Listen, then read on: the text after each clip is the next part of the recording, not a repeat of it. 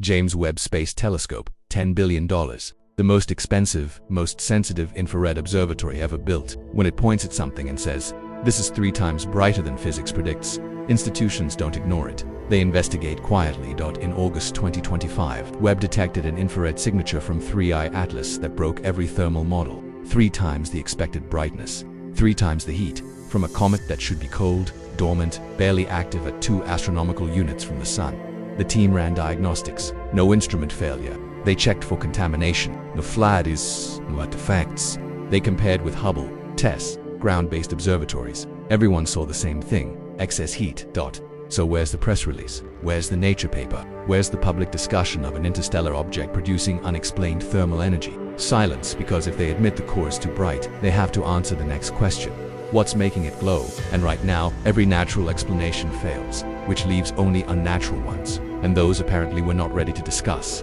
The James Webb observation, August 6, 2025, the most powerful eye in space. The James Webb Space Telescope orbits at Lagrange point 2, approximately 1.5 million kilometers from Earth. It's not in Earth orbit. It's in a gravitational balance point where the pull of Earth and Sun cancel out, allowing the telescope to maintain a stable position with minimal fuel expenditure.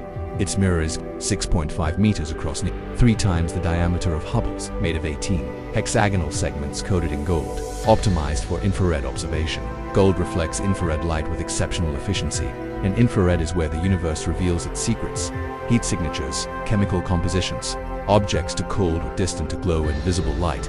Webb's instruments are cooled to near absolute zero, -266 degrees Celsius. At these temperatures, the telescope's own heat doesn't interfere with the faint infrared signals it's designed to detect. This is precision engineering at the bleeding edge of what humanity can achieve. When Webb observes a comet, it's not looking for reflected sunlight, it's looking for heat.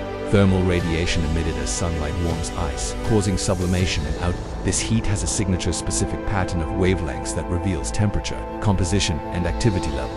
We've done this before. Dozens of comets, hundreds of asteroids. The data matches predictions. Always. Until 3I Atlas. The first data returns on August 6, 2025. Webb's NIRSpec instrument, the near-infrared spectrograph, locked onto 3I ATLAs. The object was at approximately 4.4 astronomical units from the Sun at the time, though approaching steadily. At that distance, solar radiation is weak, about 5% of what Earth receives. A comet at 4.4 astronomical units should be cold. Surface temperatures hovering around -150 to -100 degrees Celsius, depending on composition. Enough warmth to sublimate carbon dioxide ice, which vaporizes at much lower temperatures than water, but not much else. The models predicted a modest infrared signature, a faint glow from the nucleus, perhaps a few degrees above ambient space temperature, predictable, quantifiable. What came back was anything but the concentrated glow. First frames showed a concentrated infrared source at the object's core, not a diffuse haze, not scattered emission from dust in the coma. A tight, isolated signal centered on the nucleus. Dr. Lena Marovich, senior instrument scientist on the NIRSpec team, described it in leaked internal communications as a white core fading into colored bands. Raw data showed intensity levels that didn't match any standard cometary thermal model. The emission was steady, no flicker, no variation tied to rotation or surface features, just a fixed, unwavering glow. Initial photometry put the brightness at 3 times higher than predictions, not 10% higher, not double, 3 times the calibration checks when data this anomalous appears. The first response is skepticism. Instruments can drift, calibration can slip, cosmic rays can create false signals. The Webb team ran every check in the protocol. Instrument calibration. The NIRSpec detectors were cross-referenced against known calibration sources. No drift detected. The instrument was performing within specifications. Solar flare contamination. Solar activity can spike infrared readings if a flare coincides with observation. Space weather logs from NOAA and ESA showed no significant solar events during the observation window. Background subtraction errors. Sometimes, background sources distant galaxies. Foreground stars can contaminate a target signal. The team reprocessed the data with aggressive background filtering. The excess remained detector saturation. If too much light hits a detector, it can produce false readings. But 3I ATLAS, even at 3 times expected brightness, wasn't anywhere near saturation thresholds. The signal was real and well within the instrument's dynamic range. After 2 weeks of exhaustive analysis, the conclusion was unavoidable. The brightness was genuine. 3I ATLAS's core was emitting 3 times more infrared radiation than solar heating at that distance could account for. Cross-validation, Hubble and TESS to confirm Webb's findings. teams turned to archival data from Hubble and TESS, the transiting exoplanet survey satellite. Hubble had observed 3I Atlas in visible and near ultraviolet wavelengths earlier in the summer. While Hubble isn't optimized for thermal infrared, it can detect reflected sunlight and some near-infrared signatures.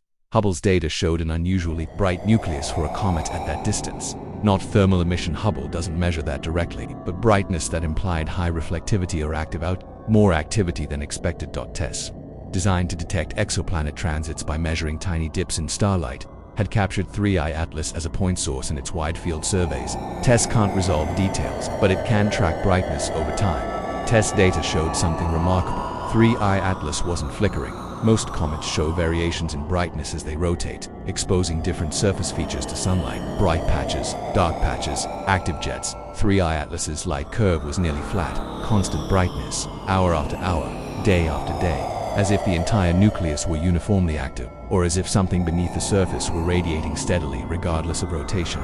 Together, Hubble, TESS, and Webb painted a consistent picture. 3I Atlas was brighter, more active, and more thermally energetic than any model predicted. Asterisk the thermal problem. Where is the heat coming from? Solar flux at 4.4 AU. Let's establish the baseline. At 4.4 astronomical units from the sun, solar flux, the amount of solar energy per square meter, is approximately 70 watts per square meter. For comparison, Earth receives about 1,361 watts per square meter. At 4.4 astronomical units, you're getting roughly 5% of that now. 318LAS's nucleus is estimated to be between 0.3 and 5.6 kilometers in diameter. Let's be generous and assume the upper end. 5.6 kilometers, that gives a cross-sectional area, the area facing the sun and absorbing light, of roughly 24.6 square kilometers, or 24.6 million square meters. Multiply that by 70 watts per square meter, and the total solar energy hitting the nucleus is about 1.7 gigawatts. That's the maximum energy available from sunlight. Not all of it turns into heat, and reflects. Some drives sublimation. But even assuming perfect absorption, 1.7 gigawatts is the hard upper limit. How much heat should we see? Comets don't radiate all incoming solar energy immediately. Some goes into sublimating ice, some into heating subsurface layers, some reflects back into space. Thermal models account for this. They calculate equilibrium temperature, the point where incoming solar energy balances outgoing thermal radiation. At 4.4 astronomical units, for a body with 3I Atlas's estimated size and albedo reflectivity, the expected surface temperature is around -122 -100 degrees Celsius. At those temperatures, the infrared radiation emitted by the nucleus should produce a specific brightness signature. Models predicted that signature with high confidence. Webb detected a signature 3 times brighter, means the core is radiating as if it's significantly hotter, perhaps -80 to -60 degrees Celsius, or even warmer in localized areas, but there's not enough solar energy to raise the temperature that high, not across the entire nucleus, not in a steady, uniform way. Asterisk the energy gap. Here's the problem in stark terms: energy in approximately 1.7 gigawatts from sunlight maximum, energy out observed, equivalent to approximately 5 gigawatts of thermal radiation. Based on Webb's brightness measurements, that's a deficit of roughly 3.3 gigawatts. Where is that extra energy coming from? Natural explanations, all inadequate. Assuming 1. Subsurface heating. Perhaps sunlight penetrating beneath the surface is heating subsurface ice, which then releases stored heat slowly. This can cause delayed thermal emission problem. Subsurface heating is a temporary effect. It can explain short-term temperature variations, but not sustained excess radiation over weeks. The energy still has to come from somewhere, and the only source is sunlight, which we've already accounted for. Option 2. Exothermic chemical reactions. May be chemical reactions inside the nucleus. Oxidation, hydration, polymerization are releasing heat.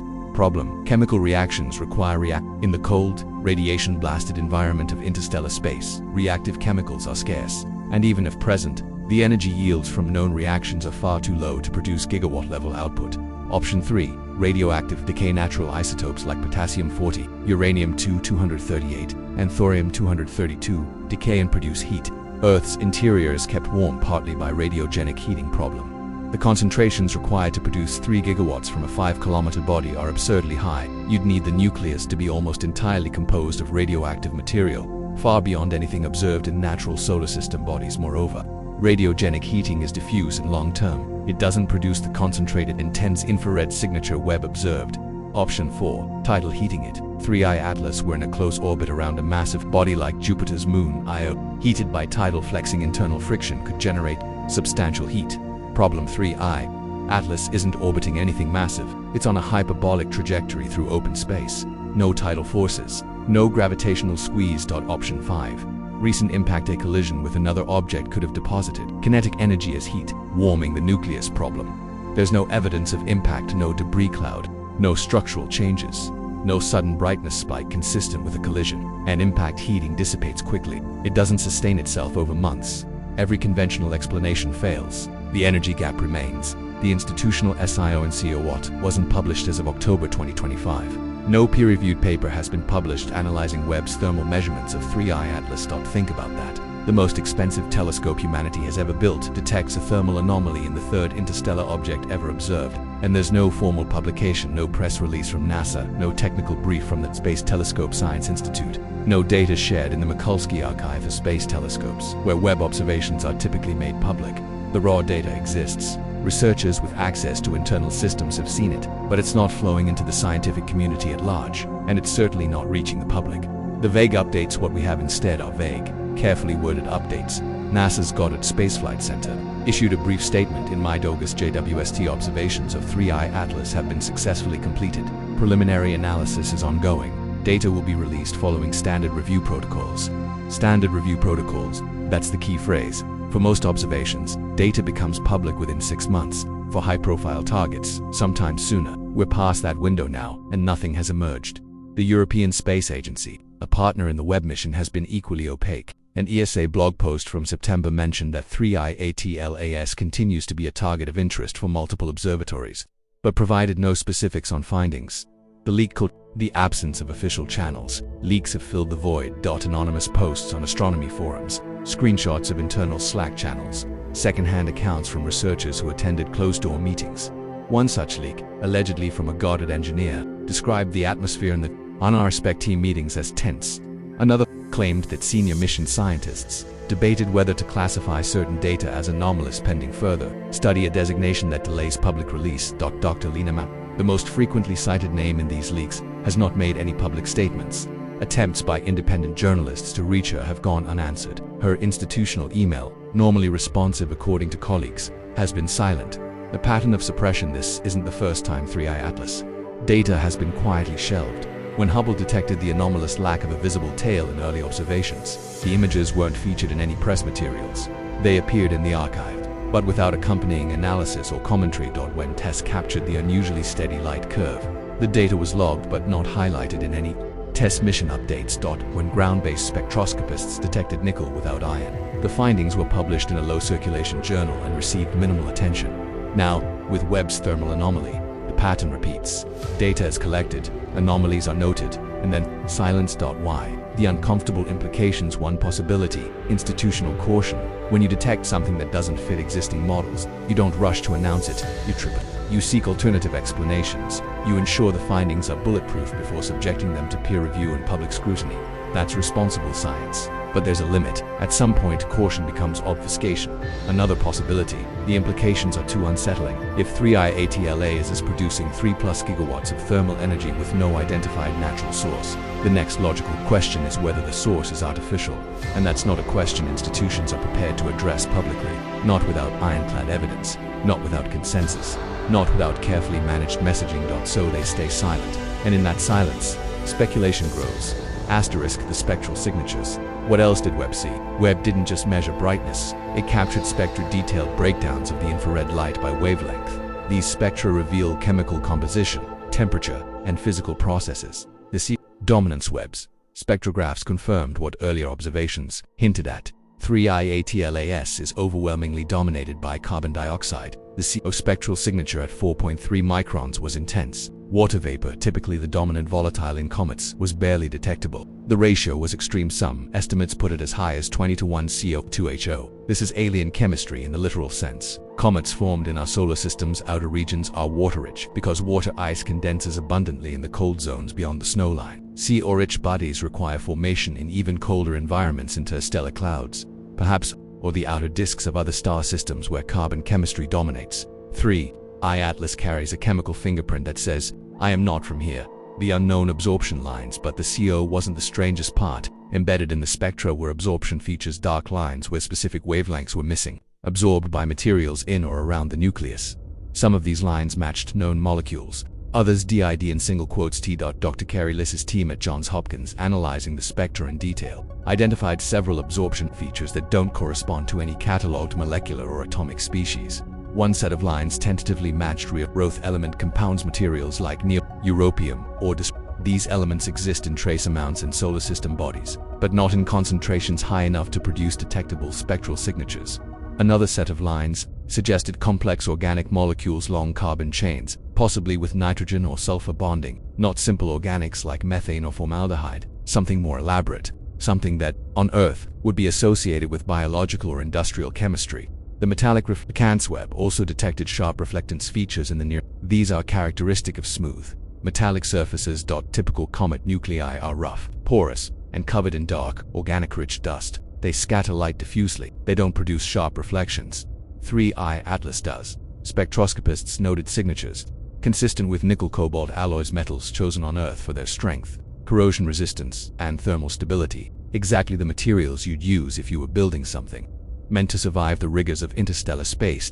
Is this natural? Can nickel and cobalt concentrate on a comet's surface through some unknown process? Theoretically, perhaps. Cosmic weathering, impacts, differential sublimation. These could, in principle, create localized metallic patches. But to produce a reflectance signature strong enough at Webb to detect at 4.4 astronomical units suggests a surface composition unlike anything in the comet catalogs. The power source HYPO-THESCS-3I Atlas is producing 3 gigawatts of excess heat. We're forced to ask, what kind of power source could do that? Fusion. Fusion, the process that powers stars, could theoretically generate gigawatt-level output from a compact source. Deuterium fusion, for example, releases enormous energy. A small fusion reactor, if such a thing could be built and sustained, might fit inside a 5-kilometer nucleus. Problem: sustaining fusion requires extreme temperatures and pressures. On Earth, we achieve this in tokamaks and inertial confinement facilities, requiring massive infrastructure. Doing it autonomously, in the cold vacuum of space, inside an icy body, is beyond our current engineering. But if 3IATLAS were designed by a civilization with advanced technology, fusion isn't it's actually one of the more conservative options. Antimatter annihilation is the most energy-dense reaction in physics. A single gram of antimatter colliding with a gram of matter releases energy equivalent to a nuclear bomb. A few kilograms of antimatter, carefully controlled and annihilated at a steady rate, could produce gigawatts for months or years. Problem: storing antimatter is extraordinarily difficult. It annihilates on contact with normal matter, so containment requires magnetic or electric fields. Doing this in a stable, long-term configuration inside a comet is again beyond our technology, but not necessarily beyond someone else's black hole accretion. A micro-black hole smaller than an atom, with the mass of a mountain, could sit at the core of 3IATLAS, slowly consuming matter and radiating energy through Hawking radiation or accretion heating. This is speculative physics. Micro-black holes are theoretical. We've never detected one. We don't know if they exist, let alone if they could be harnessed. But if they do exist, and if a sufficiently advanced civilization could create or capture one, it would provide a near limitless power source. Something we don't understand. Perhaps the most honest answer is we don't know. The power source might operate on principles we haven't discovered yet. Physics is not complete. We don't understand dark matter. We don't understand dark energy. We don't have a unified theory of quantum mechanics and gravity. There could be phenomena-fields, particles, reactions that we simply haven't encountered because they don't occur naturally in our local environment. If 318LAs comes from another star system, from a region of space with different conditions, it might carry physics we've never seen, and if it was built, it might use technologies we can't yet imagine.